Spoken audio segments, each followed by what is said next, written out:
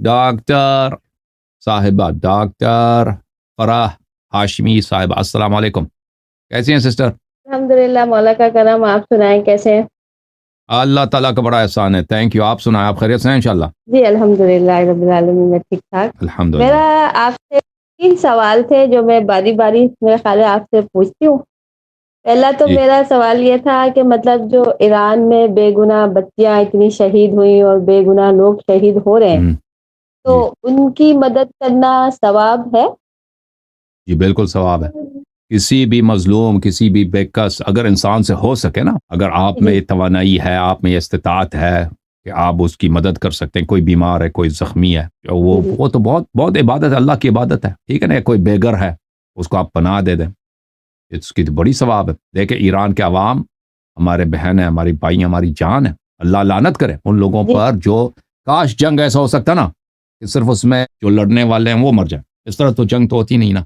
یہ جنگ اس طرح ہے کہ آج کل کے بارود پاؤڈر میں اور ان کے دھماکہ خیز مواد میں اتنا فورس ہوتا ہے کہ وہ پورے بلاکس کو اڑا دیتے ہیں. تو اس میں بہت سارے بے گناہ لوگ، اسی لیے ہم اس جنگ کے خلاف ہیں. وَإِلَّا اگر یہ جنگ ہوتی نا کہ صرف خامنئی اور نیتنیاہو آپس میں لڑتے ہیں، اس میں ہماری کوئی اس میں بات ہی نہیں. مارو ایک دوسرے کو، سارا دن مارو، ہم ادھر تالی بجائیں گے ماشاءاللہ. لیکن اس میں بے گناہ لوگ ہی مر رہے ہیں، ہمارے نوجوان مر رہے ہیں. وہ ہمارے جو فوجی بھی مرتے ہیں نا ایران میں، وہ بھی کسی کا بیٹا ہے، وہ بھی کسی کا باپ ہے، وہ بھی کسی کا شوہر ہے. ان میں انہوں نے تو فیصلہ نہیں کیا نا کب اسرائیل سے لڑیں گے. انہوں نے تو نہیں کہا فوجیوں نے کب لڑتے. وہ بیچارے وہ فوج میں بھرتی ہیں اور اوپر سے وہ لڑنے کا اور جنگ کرنے کا فیصلہ ہو جاتا ہے. وہ بیچاروں کا کہاں. یہ جنگ جو ہے نا، یہ قوم کا جنگ نہیں ہے، یہ عوام کا جنگ نہیں ہے، یہ سیاستدانوں کا جنگ ہے. یہ ان فتنہ پیشہ سیاستدانوں، چاہے امریکہ ہو، چاہے اسرائیل ہو، چاہے ایران ہو، ان لوگوں کا فوج. اور بیچ میں شیعہ قوم کی تباہی ہے، شیعہ ملک کی تباہی ہے. تو اگر کسی سے ہو سکتا ہے، دیکھیں میں نہیں سمجھتا پاکستان کے عوام کے پاس ایسی استطاعت ہے کہ وہ ایران میں اگر کوئی زخمی ہے تو اس کا مدد کر سکتا ہے. لیکن اگر کسی کے پاس ایسی ایبلٹی ہے، کوئی ڈاکٹر ہے وہاں پہ والنٹیئر بننا چاہتا ہے، یا کسی کے پاس پیسے زیادہ ہیں وہاں پہ میڈیسن لے کے جانا چاہتا ہے، یا کوئی ایسا آدمی ہے کہ وہاں پہ بے پناہ بے گھر لوگوں کو گھر دلوا سکتا ہے، تو یہ تو بہت، یہ اللہ کی عبادت ہی یہی ہے. اس سے بڑھ کر کیا عبادت ہو سکتی ہے؟ ٹھیک. اور دوسرا سوال میرا یاری صاحب آپ سے یہ تھا کہ ایک جو حدیث ہے کہ جب امام مہدی علیہ السلام تشریف لائیں گے تو چاہے جو ہے آپ کو برف پہ گھسٹ کے جانا پڑے تو آپ جا کے اس میں شامل ہوں. یہ حدیث ہے بالکل نا؟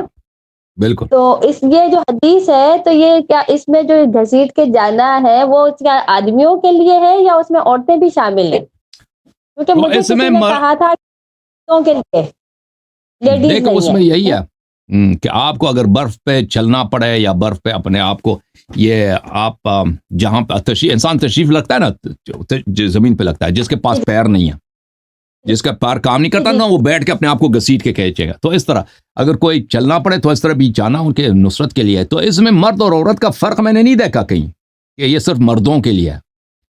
اور یہ اگر اس میں عام ہے کہ آپ کو جانا چاہیے، تو اس زمانے میں جب امام علیہ السلام آئیں گے تو وہ خود بھی بتائیں گے نا، ان کے اپنے بھی فرامین ہیں. انسان کو تیار ہونا چاہیے کہ اگر امام علیہ السلام حکم دے دیں کہ عورتیں بھی آ جائیں تو آ جائیں. اگر امام علیہ السلام اس زمانے میں کہتے ہیں کہ عورتیں گھر میں رہیں، کیونکہ اگر جہاں تک لڑنے کا تعلق ہے تو وہ صرف مردوں کے لیے، عورتوں کے لیے اسلام میں لڑنا نہیں ہے. لیکن ہو سکتا ہے ان کے لیے مزید رولز ہوں عورتوں کے لیے کہ وہاں پر وہ امام علیہ السلام کی دیدار، امام علیہ السلام سے بیعت وغیرہ خانہ کعبہ کے پاس، یہ تو بہت بڑی فضیلت ہے. تو اس زمانے میں امام علیہ السلام سب کے جوابات دیں گے انشاءاللہ تبارک و تعالی.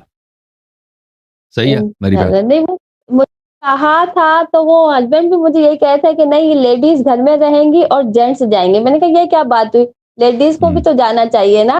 تو کہتے ہیں نہیں. میں نے کہا میں آپ سے سوال کر بالکل کے پوچھوں گی کیونکہ اس حدیث میں یہ وہ مینشن نہیں ہے کہ صرف آدمی نکلیں گے گھر سے. بالکل اس میں تو آپ یہ ہے صحیح کہ فرما رہے ہیں. میں اپنے کانسیپٹ کو تھوڑا سا کلیئر کر رہی تھی.